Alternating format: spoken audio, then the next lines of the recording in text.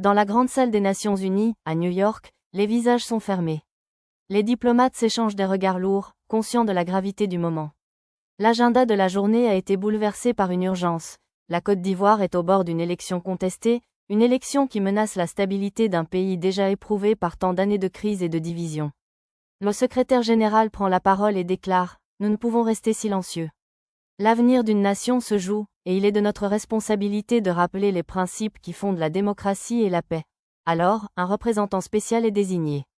Sa mission, se rendre à Abidjan, parler au nom de la communauté internationale, et avertir les dirigeants que l'exclusion ne saurait remplacer le choix du peuple. À son arrivée en Côte d'Ivoire, l'homme est accueilli par des foules inquiètes mais attentives.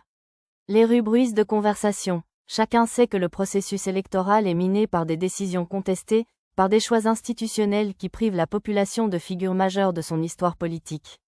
Dans les marchés, dans les universités, dans les villages reculés, une question revient sans cesse. Peut-on vraiment parler de démocratie quand Laurent Gbagbo et Tidjane Thiam sont exclus de la compétition? Le représentant ne tarde pas à s'exprimer. Son message est grave, mesuré, mais sans ambiguïté. Devant les médias internationaux, il déclare « Le monde observe la Côte d'Ivoire. Le monde attend d'elle un exemple de maturité démocratique, non un simulacre électoral.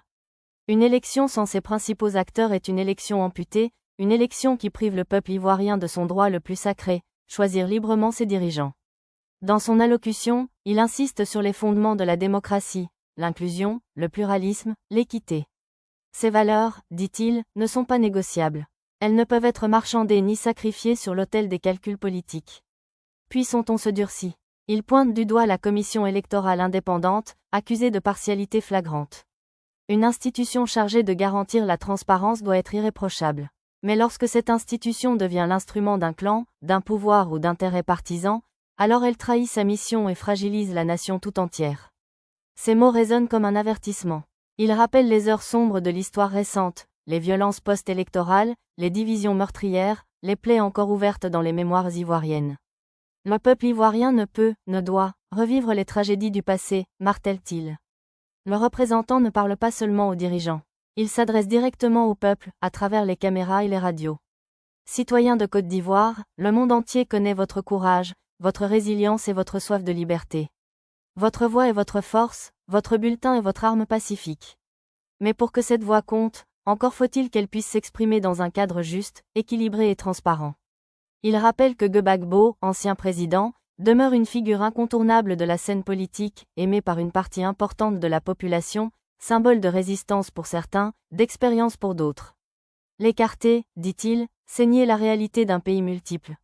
De même, il insiste sur la place de Tidjane Thiam, personnalité issue de la société civile, figure économique respectée sur le plan international, capable d'incarner une alternative crédible.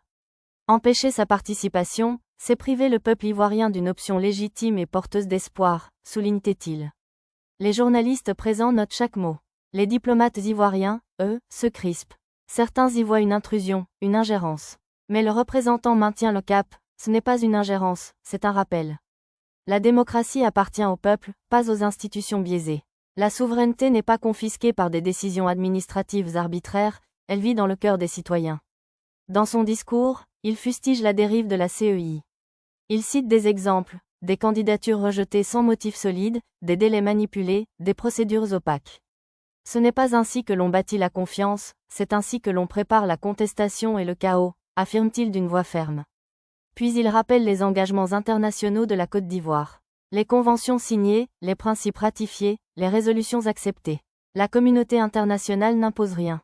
Elle rappelle simplement ce que vous avez vous-même accepté, ce que vous avez promis devant le monde entier, respecter les droits civiques, garantir des élections inclusives, protéger l'unité nationale.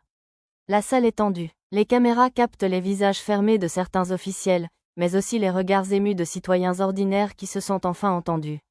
Le représentant poursuit, ce scrutin n'est pas seulement une affaire politique. C'est une question de dignité, une question d'avenir. Une génération entière regarde et attend. Si vous lui offrez une élection tronquée, vous lui offrez un avenir de méfiance et de division. Mais si vous lui offrez une élection équitable, vous lui offrez un avenir de paix et de confiance. Il évoque ensuite les dangers d'une élection biaisée, les contestations dans les rues, la violence qui couve, la fracture sociale qui se creuse. L'histoire nous enseigne que lorsqu'un peuple est privé de son choix, il finit toujours par le réclamer, parfois dans le sang et la douleur. Mais il est encore temps d'éviter cela. Puis il lance un appel direct à la CEI, rectifiez vos erreurs. Rouvrez la porte, réhabilitez les candidatures écartées, montrez au peuple que vous êtes les serviteurs de la démocratie, non ses fossoyeurs. Enfin, il conclut par une mise en garde solennelle, le monde ne détournera pas le regard. Si cette élection se déroule dans l'exclusion et la partialité, elle ne sera pas reconnue comme légitime. Et ceux qui auront choisi cette voie porteront devant l'histoire la responsabilité d'avoir trahi leur peuple. Ces mots tombent comme un couperet. Le silence, encore une fois, emplit la salle. Mais dehors, dans les rues d'Abidjan, de Bouaké, de Korogo, les échos de ce discours circulent déjà. Dans les radios locales, les familles en débattent autour du feu, les jeunes en parlent sur les réseaux sociaux, les anciens hochent la tête en silence. Un message a été transmis. Clair, fort, incontestable. La Côte d'Ivoire est prévenue. La démocratie ne peut s'écrire en effaçant ses voix les plus importantes. Et l'ONU, par la bouche de son représentant, a rappelé une vérité intemporelle. Une élection sans Gbagbo et sans Thiam ne peut être une élection juste. Elle ne peut être acceptée par l'histoire, ni par le peuple ivoirien, ni par le monde. Dans les jours qui suivent la déclaration de l'ONU, la Côte d'Ivoire vit au rythme de ce message.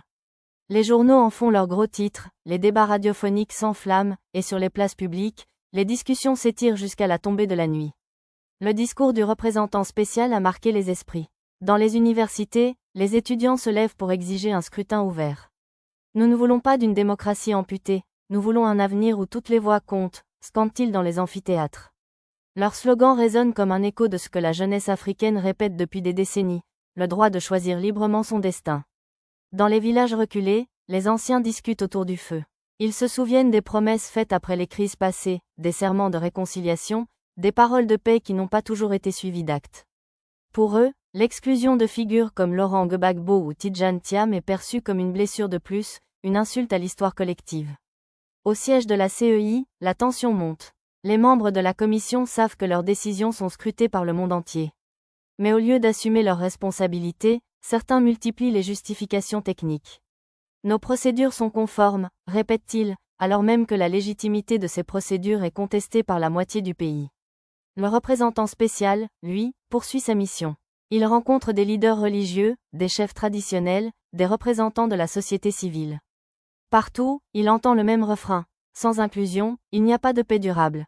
Ces témoignages renforcent sa conviction que la bataille pour une élection juste n'est pas seulement politique, mais profondément morale. Lors d'une conférence de presse improvisée à Abidjan, il hausse le ton. L'histoire retiendra que nous vous avons prévenu.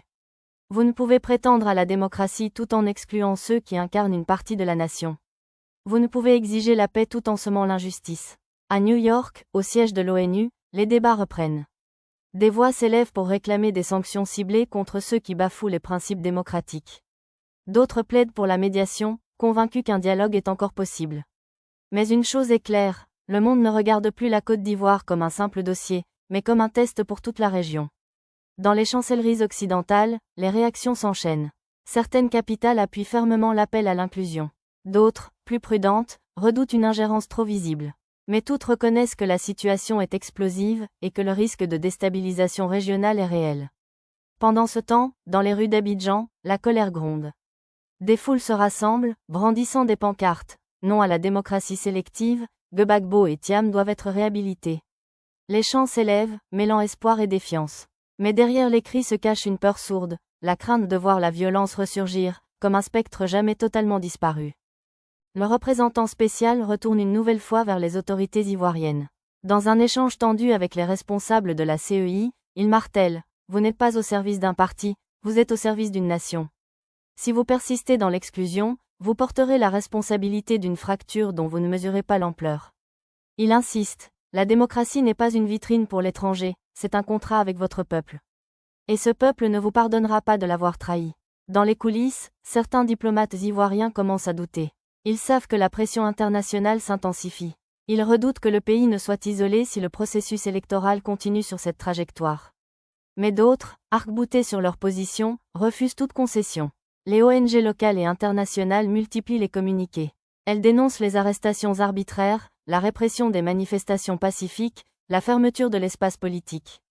Elles exigent la transparence et la justice. Dans les mosquées et les églises, les leaders religieux prient pour la paix. Mais dans leurs sermons, ils glissent des avertissements clairs. On ne construit pas l'avenir en écartant les fils du pays.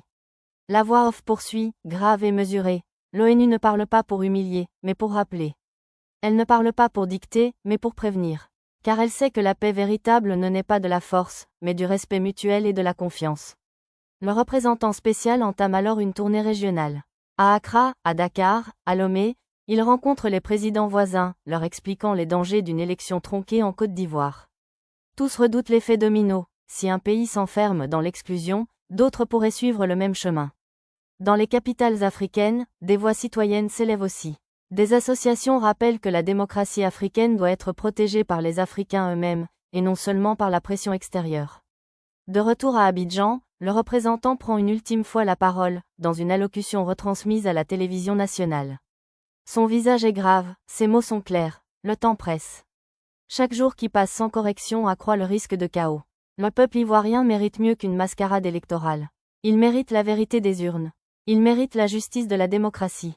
Il ajoute, d'une voix ferme, si vous choisissez la voie de l'exclusion, alors vous choisissez la voie de la contestation, de l'instabilité et du rejet. Mais si vous choisissez la voie de l'inclusion, vous ouvrez une ère nouvelle, où la Côte d'Ivoire sera regardée comme un modèle et non comme un avertissement. À la fin de son discours, il laisse résonner un silence lourd. Un silence qui dit tout. La décision appartient désormais aux dirigeants ivoiriens, mais l'histoire, elle, jugera sans appel. La démocratie n'est pas une faveur accordée par ceux qui gouvernent. C'est un droit sacré du peuple. Et ce droit ne peut être nié, ni mutilé, ni confisqué. Une élection sans Gbagbo et sans Thiam n'est pas une élection. C'est une illusion. Et une illusion ne peut bâtir la paix.